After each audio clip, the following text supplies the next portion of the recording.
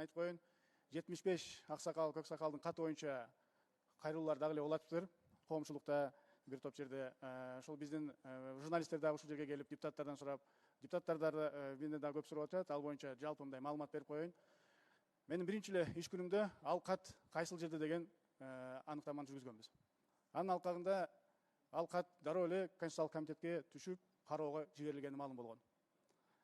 Биз бир топ убакыттан кийин бир белгисиз себептер менен жагдайларды түшүнбөй эмне болуп атканын биз ал жерде комиссия түзүү чечимин кабыл алып, мен өзүмдүн тескеме менен ички комиссия түзүлүп, толук түрдө кагаз кантип бул жака келгенин жана кантип Конституциялык комитетке түшүп кеткенине чейин бардыгын аныктап чыккан.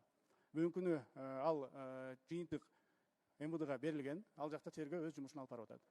Айтып кете турган нерсе, чын-чынына келгенде ал кат бул жака жогорку кеңешке келип келе электе, аны бул жакта кадимкидей эле күтүп тосуп алган.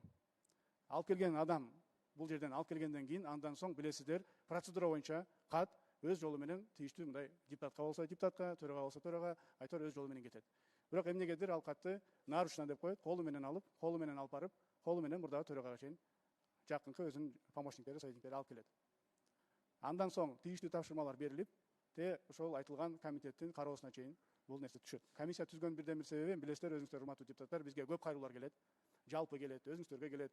Биз эми ар бир кайрылууларды алып келип комитетте карабайбыз, аны дагы өзүңүздөр жакшы түшүнөсүздөр. Ошонун алкагында кагаздын жүрүшү боюнча гана комиссия түзүлүп, ошол комиссия өзүнүн жыйынтыгын бая айтып кеткендей тийиштүү органдарга, МВДга берилген. Ал жерде тергөө жүрүп атат. Биз ал жерде кимдин күнөөсү бар, мен ал жерде катышым бар, катышым жок, билген жокмун дегенге биз жооп бере албайбыз. Биз болгону кат кандай жүргөн, кат кантип барган, ошону аныктап берип койгонбуз. Калганын тергөө өзү жүргүзүш керек деп эсептейм.